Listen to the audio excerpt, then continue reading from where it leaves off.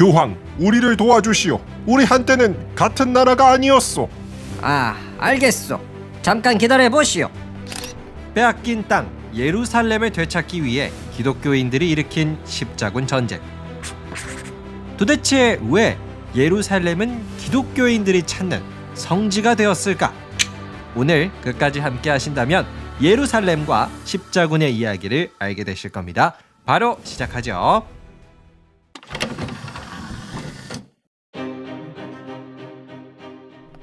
드디어 발견했어. 이게 바로 예수님이 못 박혀있던 그 십자가구나. 라고 말하는 건 로마 시대 때의 황제 콘스탄티누스 황제의 어머니 헬레나였습니다. 헬레나는 아들 콘스탄티누스 황제의 전폭적인 지원을 받아서 예수님이 못 박혀 죽은 그 십자가를 찾아다녔는데요. 결국 헬레나는 그 십자가를 예루살렘에서 찾았습니다. 그리하여 수많은 기독교인들이 예루살렘으로 성지순례를 오기 시작했죠. 그런데 예루살렘은 우리 이슬람의 것이다. 돌격! 헬레나로부터 약 300년 뒤 638년 이슬람 세력은 예루살렘을 정복합니다. 그래서 많은 기독교인들은 이제 예루살렘으로 성지순례 못 가겠다. 라고 생각을 했어요. 하지만 아니에요. 오셔도 됩니다. 해치지 않아요. 이슬람 세력은 기독교인들의 예루살렘 방문을 전혀 막지 않았어요. 그리하여 그곳에는 이슬람 사원과 기독교의 교회가 공존하고 있었습니다. 그런데 때는 1095년이었죠. 교황, 우리를 도와주시오. 우리 한때는 같은 나라가 아니었소. 아, 알겠소. 잠깐 기다려보시오. 지금으로부터 약 1000년 전 동로마를 계승한 비잔틴 제국이 교황에게 군사적 도움을 요청했습니다. 이러한 부탁을 받은 당시의 교황은 야심가라 불린 우르바노 2세였는데요. 우르바노 교황은 생각했죠. 좋아. 이건 하늘이 주신 절호의 기회야.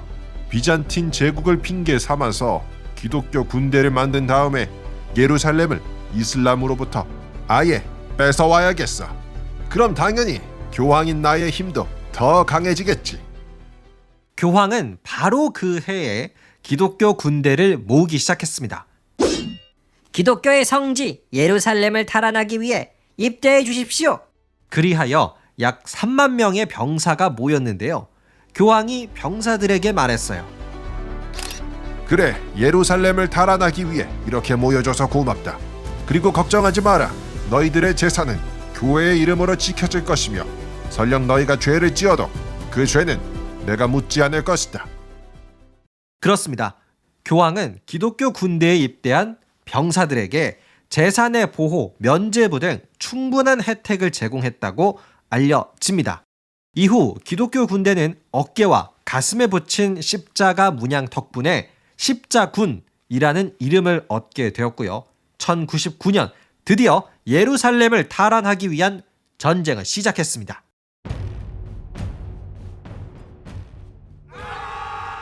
십자군들이여, 이슬람을 무너뜨려라. 결과는 십자군의 승리였죠. 그러나 당시의 십자군은 종교를 위한 전쟁임에도 불구하고 상당히 끔찍한 일을 저질렀습니다. 제발 살려주세요. 저는 그냥 여기 사는 사람일 뿐이라고요. 무슬림들은 다 죽일 거야. 십자군은 예루살렘을 빼앗고 그곳에 거주하는 주민 5만 명 중에서 무려 4만 명을 학살했다고 합니다. 자, 이렇게 제1차 십자군 원정은 기독교의 승리로 끝이 났어요. 이후 십자군의 지도자였던 교황의 권력은 훨씬 더 강해졌으며 십자군에 참여했던 나이트, 기사들의 힘 또한 세졌습니다. 그러나 시간이 흐르며 이슬람 세력도 가만히 있지 않았죠. 때는 십자군이 예루살렘을 탈환한 뒤로부터 약 100년 뒤 1187년, 이제는 우리가 복수할 차례다. 나 살라딘이 무슬림을 이끌겠다. 그 유명한 이슬람의 지도자 살라딘이 예루살렘을 다시 빼앗았습니다. 그리하여 서유럽의 3대 군주, 프랑스의 왕, 독일의 황제, 그리고 잉글랜드의 왕이 역대 최대 규모로 십자군을 조직해 이슬람이 다시 빼앗은 예루살렘으로 진격했습니다. 그런데 노세한 독일의 황제는 원정을 떠나던 중 말에서 떨어져 사망했으며, 프랑스의 왕은 십자군 원정을 포기하고 되돌아가는 등 이후의 십자군 원정 모조리 실패했습니다.